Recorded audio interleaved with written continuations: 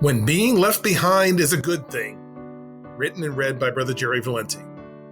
When somebody is said to be left behind, that's typically not considered to be a good thing. For example, if you're in school or in a class and you're not keeping up with what's being taught and the teacher is moving on to new topics, you're considered to be left behind.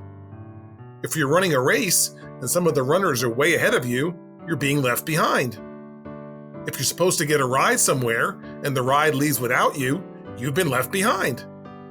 So, under what circumstances can it be a good thing to be left behind? Jesus shared two examples where this would be the case. The great flood caused many lives to be taken, but Noah and his family were left behind on earth, protected by the ark that God instructed them to build. Fire and brimstone rained down from heaven and caused many lives to be taken in Sodom and Gomorrah, but Lot and his family were left behind on earth as they followed the warning of God to depart prior to the destruction. Clearly, being left behind was the best outcome for the righteous people in both of these stories, since it meant that their lives were spared.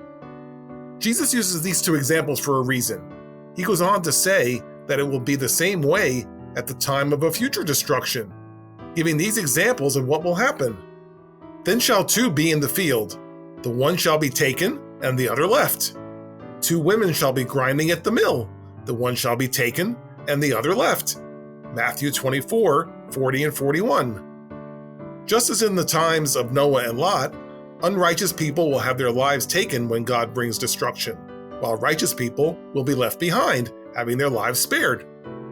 Before continuing, it should be pointed out that there are some Christian faiths that take the above verses out of context and thereby reverse the interpretation, thinking that the righteous people will be supernaturally taken from earth and the unrighteous people will be left behind to continue life on earth.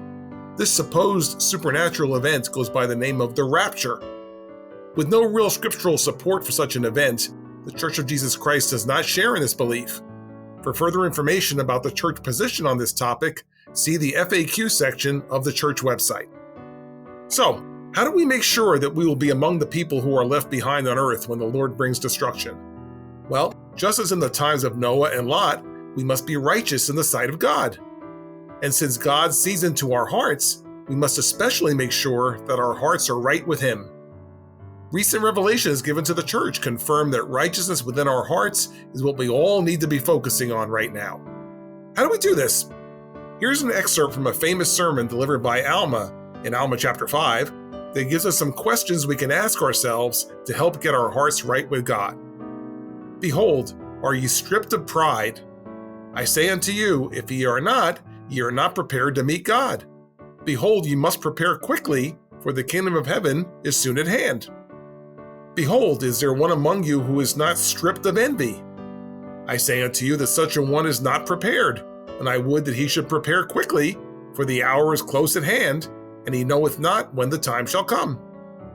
Is there one among you that doth make a mock of his brother, or that heapeth upon him persecutions? Woe unto such a one, for he is not prepared, and the time is at hand that he must repent, or he cannot be saved.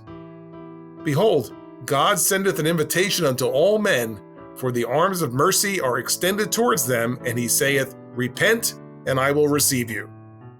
There may be more things to be considered beyond the above examples, but if we can do our best to rid ourselves of pride, envy, and bad feelings, including grudges, between us and our brothers and sisters, we will have gone a long way toward making our hearts right with God. As indicated above, the time may be close at hand, so let's make it a priority to make any necessary corrections as soon as possible. Destructions brought by God are among the rare occasions when being left behind is a good thing. In case any of these events occurred during our lifetime, let's make sure we're prepared to be among those who are blessed with that favorable outcome.